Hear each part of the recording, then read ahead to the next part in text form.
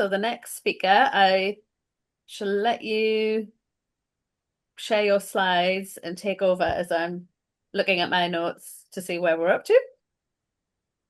So next we've got the as I say, the hot topic that you can't escape from at the moment. So we've got Janice Fernandes, who works at the University of West London, with her talk entitled Artificial Intelligence and Perceptions, the Student, the Teacher, and the Librarian. So yes, I feel like this talk's going to resonate with us all, but most importantly, my workplace, where I feel as if I can't go to a meeting, a talk, or see a message that doesn't involve AI in some shape or form, whether it's supporting students, researchers, or using it myself. So over to you, Janice. I can see your slides.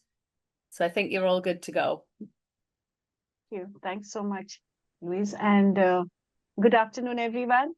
I'm Janice Fernandes. I'm the Academic Support Manager at the University of West London. Have jumped onto the AI horseback, so to say. It is galloping at a really fast pace and it is difficult to catch up. And yet, I think as information professionals, we do need to be in this AI race. I've just put together a few things based on my own perceptions of what I think the student, the teacher, and the librarian feels about AI. So here we go. Starting with a very basic introduction of what AI is. Something that's made by human beings, and intelligence as in acquiring knowledge and skills. However, I read this really interesting book by Kate Crawford called The Atlas of AI, which says that current AI is neither artificial nor intelligent. The more we think about it, I think that's a paradox, but it does seem to be true. It's basically just the application of statistical analysis tools and a growing set of machine learning techniques. So getting the machine to do stuff better and sort of more closer to what humans would do. Some AI tools available today, I think there are 250 plus or probably 300 plus tools available in the market today. They keep getting modified. They keep having better versions. What amount of it you're really allowed to access for free as opposed to the paid version keeps changing. I'm just looking at Copilot only because it is a Microsoft AI tool, and so more supportive of data privacy. Also, I think institutions would be more sort of leaning towards investing in a tool like Microsoft, because obviously we have the whole Microsoft suite with us. Just moving on to the perceptions.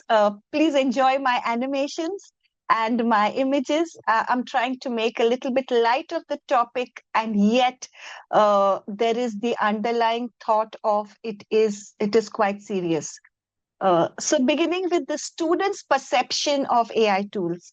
The first perception, why do I need to waste time sitting through a boring lecture when AI can do my assignment for me? Second perception, you have no idea how good I am at using AI tools. No professor or software could ever pick up on it. The third perception, why do I need to learn citations and referencing when AI will do it for me? I'm sure as information professionals, we have all encountered these, and some of these have come through overhearing student conversations, but I think you will get a lot of these if you are somewhere close to the library circulation desk as well. So why these perceptions among students? Just some of my thoughts and some encounters with colleagues. Students might have predominantly used Google for searching and finding information. might not have been introduced to information literacy, and might not be aware of academic ethics. However, having deadlines, being international students where English might not be the first language, having a lower confidence in themselves as academic writers, uh, neurodivergent, but also probably peer pressure. And I'm sure that's the whole mix which sort of nudges students into using AI tools. I have very recently read on Wonky that students use AI because they think that AI does a better job than they would have done. I don't know whether this is probably tilting students to having a much lower confidence in themselves as a student, much lower confidence in being able to churn out a respectably good assignment in answer to the question. And do they think that using AI would give them better marks than they would have got on their own? Just some things to think about. So, do students really use AI for academic research? And I have this, the data from the Higher Education Policy Institute, and I have put a link at the bottom of the slides. And the stats which really surprise me is 65% of students think that their institution can detect AI generated work. In spite of that, 53% of students use Gen AI for assessments. Lots of other stats, but this is something that has really got me thinking. What do students think about AI tools? I have pulled some of these quotes from the paper that Chan has written, and I have put a link in the slide. You can read it. But some of them are really, really humorous, but amazing. So a university student considered AI as the top student in their class. I love that. AI can help to polish articles. The other bit is that students think that the use of ChatGPT will reduce the teacher's workload in answering questions. So that's really a lot of concern for the teacher's workload. But there were also students who thought that it is a general revolution of technology, similar to the public use of computers 40 years ago. And it is surprising because, well, at one point, computers were used more in workplaces and things like that. And then it sort of became more public use. So are students thinking that the AI wave is much like the computer wave? So the students' perceptions and academic integrity, and I got this from the Advanced HE. There is a link in the slide. And you can see the shift from academic dishonesty to authentic learning.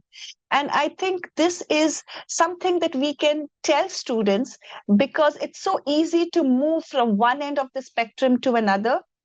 I have a very interesting experience based on this one. So, much similar to this one, I asked ChatGPT to create for me an image using the words search, SEARCH, in the same colors that Google normally uses, and it did. However, when I asked the same question to Copilot, Copilot responded back saying that is illegal. However, I can create this image for you in other colors. You can sort of see the difference, the integrity bit, the legal, illegal bit. So are AI tools also being trained to differentiate, or is it just Copilot because it comes from Microsoft? It was really interesting for me to find that one out. So what can be done about it? As information professionals, our contact with classroom teaching, our contact with students is sometimes limited, and yet there is a lot that we can do. in whatever interaction we have. Introducing AI tools in a gentle but correct way, rather than brushing it under the carpet, rather than saying, I don't know. Are librarians sending the students back to the supervisor, and is the supervisor sending the students back to the information professional?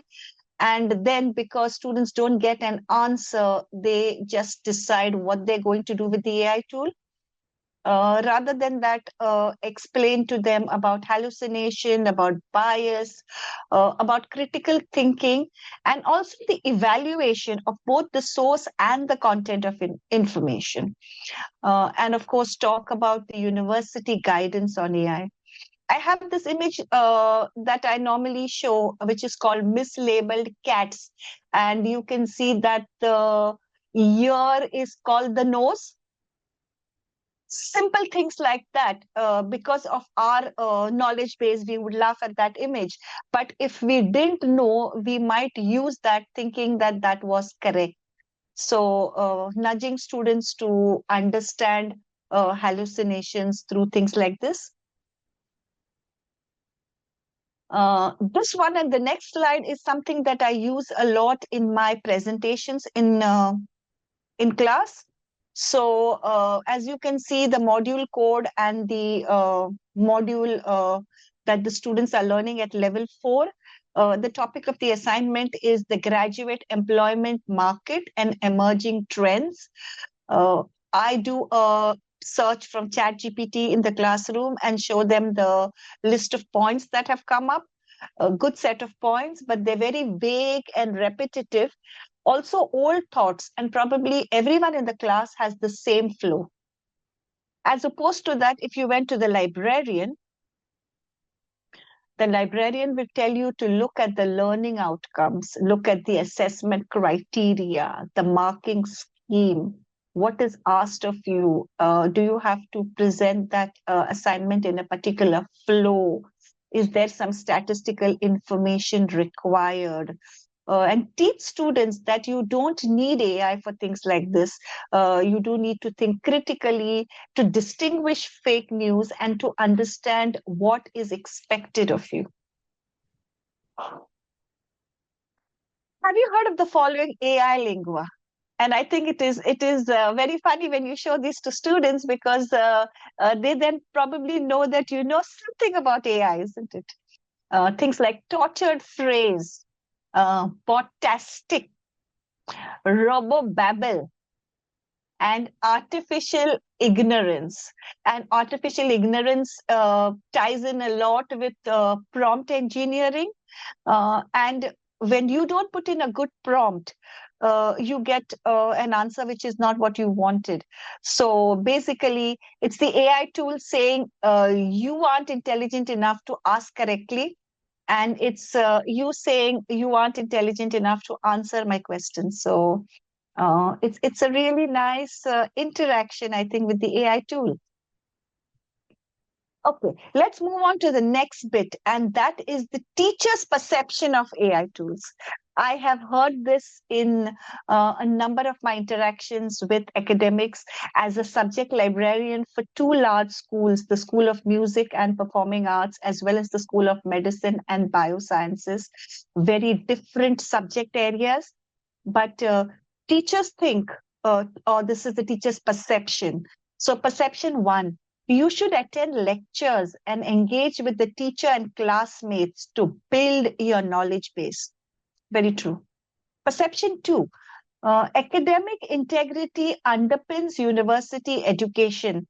And no matter how you use AI to write an assignment, your teacher will always know.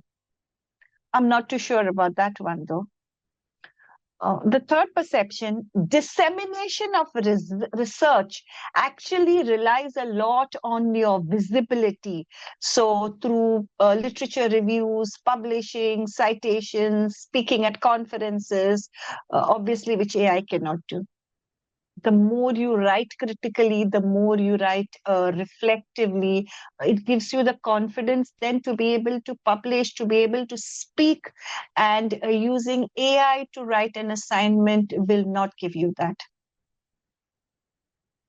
So what are teachers worried about? A lot of things. And I think some of those are really things that librarians, as complementing the education process, need to think about as well. Concern about integrity, definitely, and an unfair advantage to some students. Students today can take an answer from one AI tool and put it through three other AI tools, then check it through another AI similarity checker, and you have a similarity of 0% if you put it there, if you submit it on Blackboard and it goes through Turnitin. I have seen this myself, and I'm amazed how 80% of students in the class have got a 0% similarity. Even if you wrote a little bit, I'm sure there would be at least a 1 or 2% similarity. So this is something that I think about a lot, how good students have got at using their tools to an advantage. Paraphrasing and re-paraphrasing. The loss of skills, definitely. Critical thinking, the loss in going forward, the over-reliance on an AI tool, and not really knowing what to do if things go a little haywire.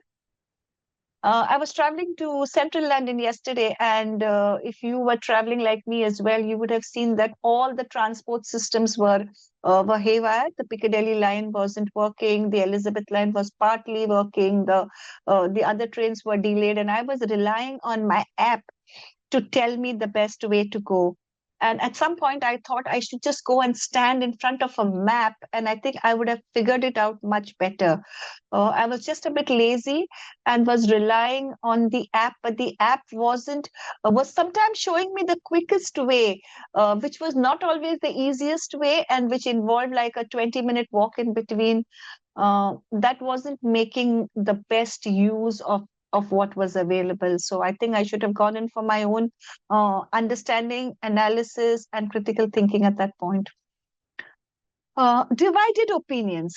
I think this is not just across the different schools in a university, but across universities in the UK and even on a global scale. We all have divided opinions about AI. Some teachers will strictly oppose AI. Some things think that students must use AI tools because that's what they're going to be given when they go out into the industry. And some teachers are still confused about what is right or wrong. I have, in an earlier project, looked at the library web pages of all the universities under the UCAS, and I have found all the differentiating factors, and there isn't one single thing that we can say, okay, this is what the majority of universities think about AI. So it's very much divided. So there isn't a standardization with regard to policies, with regard to guidance.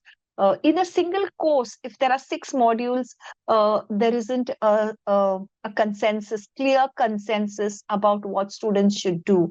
So I think sometimes blaming students for the use of AI tools isn't always right. Because in a course, 2 of their lecturers say it's okay to use AI, 2 say you should acknowledge it, and 2 say don't use it. So the student doesn't really know what they should be doing at that point. Can academics prevent plagiarism? Well, it's not really prevent plagiarism, I would say, but at least a move towards preventing plagiarism. Education, clear guidelines. But this is something that we are trialing, making assignments more original and creative. So for creative arts courses like music, there is a lot of what we call practice research. So doing something and writing about it, maybe sending small bits of what you are doing, more like journaling, a lot of autoethnographies, sending in drafts before you submit your final assignment, a lot of group studies or group presentations, more open-ended, and for the academics, obviously, to create a rubric which will evaluate the quality of the student work. Sometimes when we talk about 3,000 word assignment or 2,500 word assignment, I think that's what puts students off. So maybe doing it in smaller chunks over a period of maybe 4 weeks or 5 weeks might help towards preventing plagiarism. Just a few more minutes left, Janice. Sorry to interrupt. Sorry, I will rush through that one now. Some challenges that academics face is differentiating between student written, AI modified, and AI generated. And of course, wondering whether there will be bias, whether it will be easier to detect AI, or will the novelty of using AI in assignments fade away, or will it be replaced by something newer? I just read in Wonky that there is a student who wanted their tuition fees returned back because the professor used AI to prepare lecture notes. I don't know if you've read that one, but that sort of changes our thought process towards AI, isn't it? I'm just going to run through the librarians perception. One, because we think AI tools will come and go. And two, because we might think that it's not in my job description, so I don't need to learn about AI. And because we might think that it is unethical and incorrect. But what the academic librarian can do is three bits: learn why students use them and how they use them, teach students to use them ethically and effectively, and develop guidelines, raise awareness, and collaborate with others. I do want to talk about Goblin Tools, which is a really good AI tool developed for neurodiverse people, but very different from how students would use an AI tool. And I'm going to end with this slide is something that I tell students. Which one of these is the real you? Some of them, the images have been created using AI, and one of them is a photograph. So this is the question that your supervisor is constantly asking, trying to look at your assignments and trying to find the real you. Just some resources that you can go through. Thank you. Excellent. Thank you very much, Janice. There's an awful lot to cover, isn't there? Depending on which aspect you kind of tease out, and it's impacting us all, I think, in lots and lots of different ways. I just having a little scan through the chat. There's I think questions kind of, as you say, touched upon the issues to do with plagiarism and how universities and colleges are managing, the guidance element of it, as well as, issues to do with the critical thinking skills of students. What would you say the role of your academic librarian is in that? I sort of think of myself as you have to sort of move between the teacher and the student and be sort of a buddy to the student, but also sort of a mentor buddy. So understand where they are coming from. That's why I sort of push things like Grammarly and push things like Goblin tools, because these are AI tools, and yet they're tools that can be used by students as opposed to ChatGPT. So I'm slowly nudging them away from ChatGPT. Yeah, it's quite an interesting. One of the challenges I have is that we have a book recommendation form for students to fill in themselves. They don't need to go through their module leaders or their academics, and we're increasingly seeing a number of requests for books that don't exist. So it's quite interesting that the students are identifying something that looks useful to read because an AI tool has highlighted it for them, and they do want to at least check the original source because they're asking us to buy the book or gain access to the journal article to double check it. But they're using the AI as an information tool in itself, which I think is kind of changing the dynamic a little bit. So it's good that they want to double check their first source, but yes, when the disappointment when you have to email them back saying, unfortunately, we can't buy that book because whichever tool you've been using has just made it up and hallucinated it is an interesting challenge. Absolutely. Anything else? I had an experiment that I did in the classroom with an academic sitting in the room. and pulling out research journal articles that the academic had written from an institutional repository and from an AI tool. So students could actually see for themselves, and the academic stood up and said, no, I haven't written that one.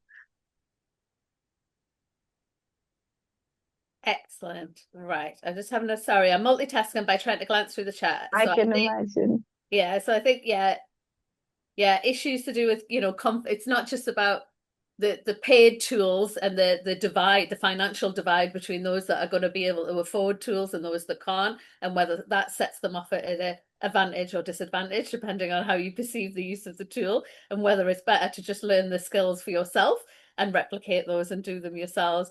Also, a comment about confidence levels, I think, of, everyone thinking that all their mates can do it and they're left behind and they don't know how to do it, and they don't want to admit that because it's to do with, their perceptions and their skill set, etc. So yeah, there's lots of external factors, I think, that are influencing the move for the technology. Excellent. So I think we'll wrap up for the